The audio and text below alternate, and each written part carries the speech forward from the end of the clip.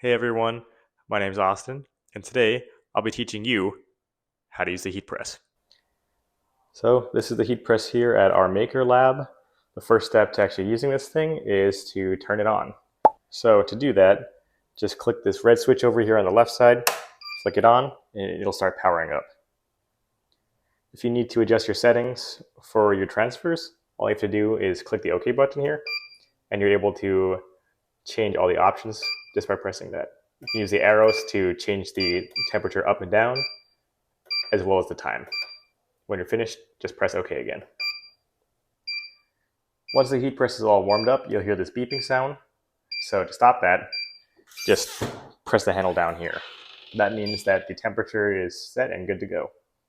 So our next step is going to be preheating our garment.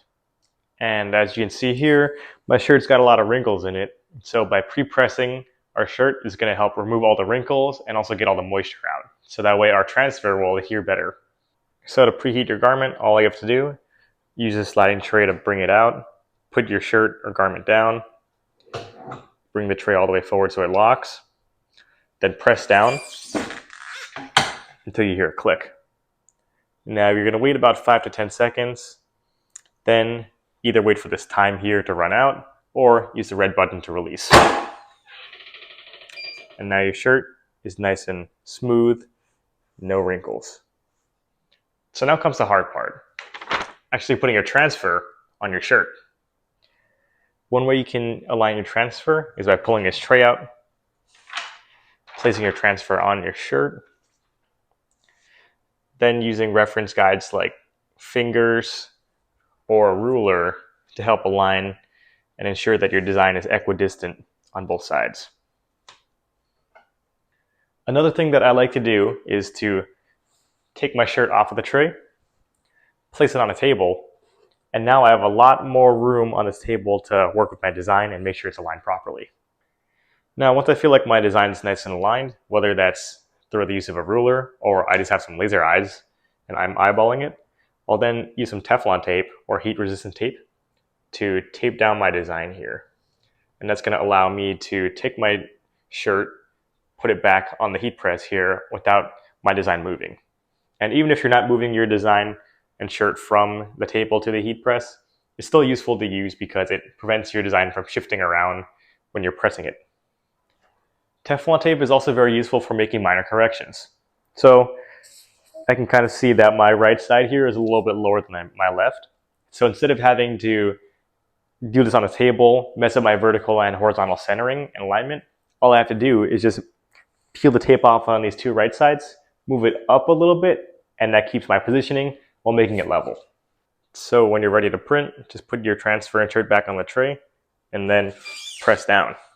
But if you have a bigger design like I do, where part of the design is not going to fit on this tray, I normally like to break it up into two different presses. So my first one, I'm going to do one side, and then the other half I'm going to slide this over and then get this side printed.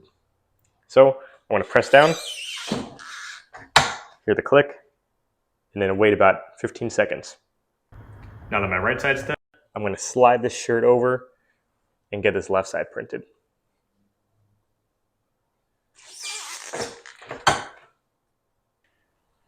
Now it's time for the fun part, peeling the transfer off.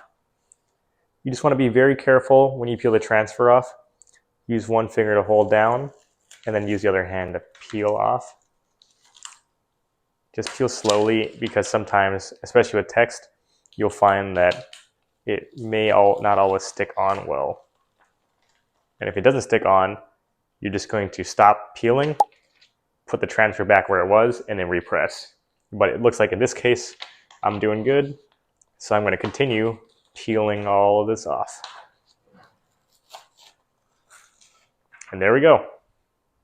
So now that I've peeled off my transfer and everything's looking great for this shirt, our last step is going to be repressing. That's going to help get rid of the smooth texture in the shirt, as well as cure the ink into the shirt to make sure our design is very durable and it'll stay together for many, many washes.